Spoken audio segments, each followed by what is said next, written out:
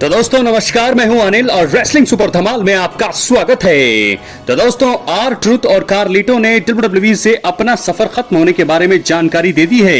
इस बारे में जानकर फैंस जरूर एकदम हैरान रह गए थे, लेकिन बाद में खबर आई कि डब्ल्यूडब्ल्यूई ने उनका कॉन्ट्रैक्ट आगे नहीं बढ़ाने का फैसला किया है और ये जल्दी ही एक्सपायर हो जाएंगे। अब ये जानकारी सामने आई है कि डब्ल्यूडब्ल्यूई में उनका सफर कब खत्म होगा। तो दोस्तों आपको बता दें कि आर ट्रुथ ने कुछ समय पहले ही ऐलान किया कि डब्ल्यूडब्ल्यूई ने उन्हें रिलीज कर दिया है। बाद में ये रिपोर्ट सामने आई कि उन्हें रिलीज नहीं किया गया है, बल्कि उनका कॉन्ट्रैक्ट आगे नहीं बढ़ाया जाएगा। आर ट्रुथ ने सोशल मीडिया पर आकर फैंस को अलविदा कहा। कुछ ऐसा ही कार्लिटो ने भी किया। दोनों के कॉन्ट्रैक्ट को आगे नहीं बढ़ाया जाने वाला है। और अब फाइटफुल सेलेक्ट ने अपनी रिपोर्ट में दोस्तों बताया है कि आर ट्रुथ और कार्लिटो के कॉन्ट्रैक्ट में अभी समय बचा हुआ है। ये अगले महीने खत्म होने वाला है। कार्लिटो ने कहा है कि 2 हफ्तों में उनकी डील खत्म हो जाएगी और ऐसे में यह माना जा सकता है कि आर ट्रुथ को लेकर ये रिपोर्ट सही है और उनकी मौजूदा डील अगले महीने खत्म होगी।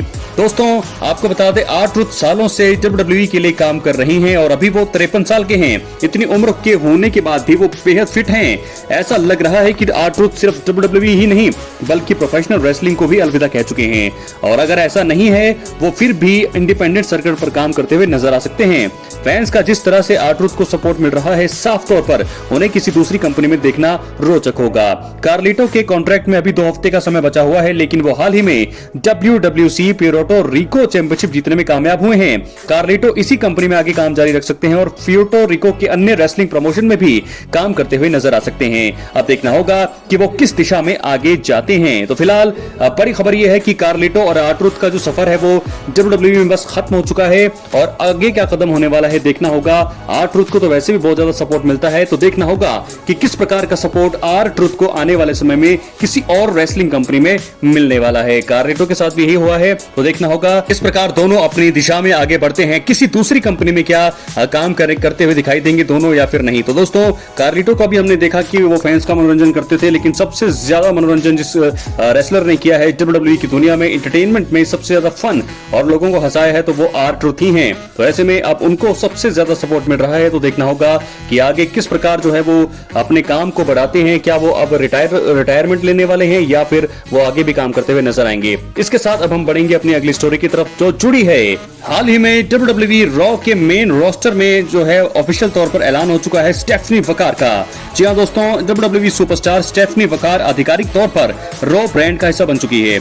NXT के आखिरी एपिसोड में स्टेफनी वकार अपनी वुमेन्स चैंपियनशिप को जैसे JN के खिलाफ गवा बैठी हैं और बाद में एडम पियर्स ने ऐलान किया कि स्टेफनी वकार का मेन रोस्टर कॉल अप हो गया है और वो रॉ ब्रांड में काम करती हुई नजर आएंगी। अब यह खबर सामने आ रही है कि वकार का सामना मौजूदा चैंपियन से जल्द होने वाला है।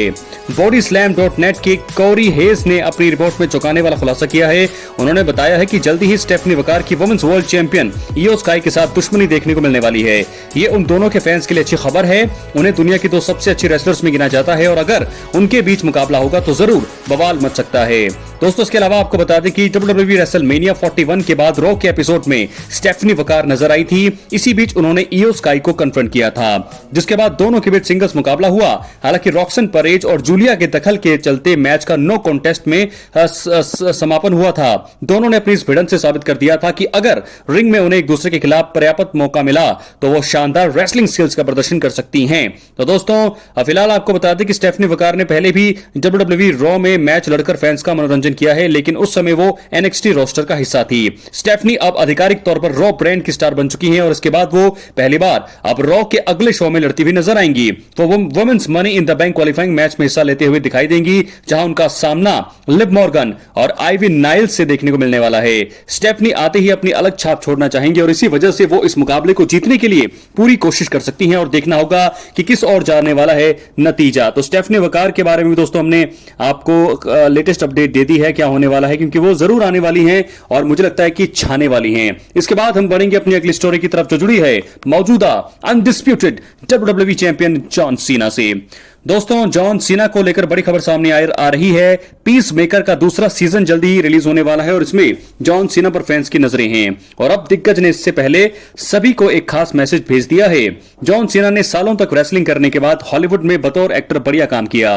वो बेहद सफल रहे हैं और अलग अलग किरदार निभा चुके हैं। उनका सबसे चर्चित किरदार पीस मेकर रहा है।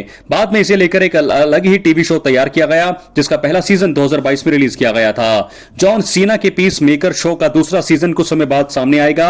इसे 21 अगस्त 2025 को रिलीज किया जाने वाला है। अब undisputed WWE champion John Cena ने सोशल मीडिया पर आकर अपने शो के नए सीजन को हाइप किया है। उन्होंने पोस्ट करते हुए लिखा, पीस मेकर के लिए और कौन उत्साहित हैं। तो दोस्तों ये सोशल मीडिया पर उन्होंने दिया है जवाब, क्योंकि वो भी काफी ज्यादा एक्साइटेड है। देखना होगा वो किस प्रकार जो है अब समय निकालते हैं इस फिल्म के लिए।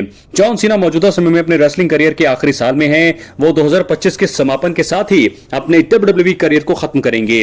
रिटायरमेंट टूर के दौरान सीना लगभग सभी बड़े इवेंट का हिस्सा बने हैं और वो अब मनी इन द बैंक 2025 में भी एक्शन में दिखाई देने वाले हैं। दोस्तों सैटरडे नाइट्स मेन इवेंट में जे उसो और लोगन पॉल के बीच वर्ल्ड हैवीवेट टाइटल के लिए मैच देखने को मिला था। जॉन सीना ने इस मुकाबले में दखल देकर लोगन पॉल को जीत दिलाने का पूरा प्रयास किया। कोडी रोड्स ने वापसी करके जॉन सीना पर हमला किया और क्रॉस रोड्स दिया। जे उसो ने भी लोगन पॉल को स्पीयर स्प्लैश लगाकर पिन करते हुए जीत दर्ज कर ली। इसके बाद कोडी रोड्स ने मनी इन द बैंक के लिए टैग टीम मैच का प्रस्ताव रखा। यह मुकाबला अब ऑफिशियल हो चुका है। जॉन सीना और लोगन पॉल का सामना टैग टीम मुकाबले में कोडी रोड्स और जे उसो से देखने को मिलेगा।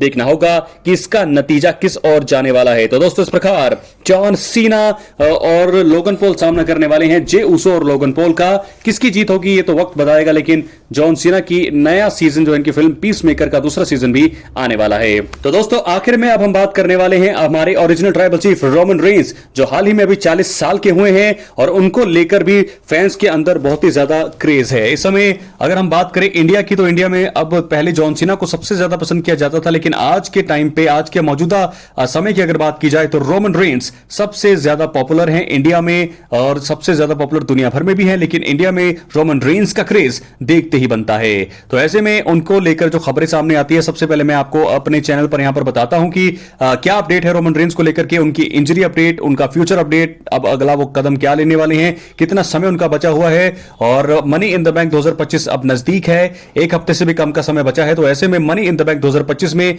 क्या वो सरप्राइज रिटर्न कर सकते हैं, क्योंकि एक मुकाबला तो ये है, मेन इवेंट है यहां पर, तो शायद ही जॉन सीना, शायद ही रोमन रेंस नजर आए इस मुकाबले में। लेकिन मुझे लगता है कि सेथ रॉलिंस का जो मुकाबला होगा और क्वालिफाइंग मुकाबला है, शायद सीएम पंक क्वालिफाई कर जाए, तो उस मुकाबले में मुझे लगता है कि आखिर में रोमन रेंस आ सकते हैं, या कोई स्टार अगर उस मैच में इंजर होगा तो उसके रिप्लेसमेंट के तौर पर रोमन रेंस बतौर रेसलर जो है एंट्री कर सकते हैं और मुझे लगता है कि मुकाबला जीत भी सकते हैं। तो मनी इन द बैंक 2025 में उनकी वापसी की जो संभावनाएं अब ज्यादा बन गई है, क्योंकि सेथ रॉलिंस क्वालिफाइंग मुकाबला खेलने वाले हैं, वो हिस्सा हैं। सीएम पंक भी होंगे, जेकब फाटू भी होने वाले थे लेकिन वो नहीं है, सोलो सिकोआ है। तो देखना होगा रोमन रेंस की वापसी किस प्रकार करेगी WWE। फिलहाल अभी वो 40 साल के हैं, देखना होगा कि अगले कितने साल वो WWE को देते हैं, क्योंकि हम सभी यही चाहते हैं कि वो ज्यादा से ज्यादा समय WWE को दे। फिलहाल वो अभी पार्ट टाइमर है, लेकिन हम चाहेंगे कि जल्दी से जल्दी ही जो है वो अपनी वापसी करे मनी इन द बैंक 2025 के इवेंट में। अपनी राय कमेंट बॉक्स में जरूर, चैनल पर नए सब्सक्राइब करें। बहुत बहुत धन्यवाद।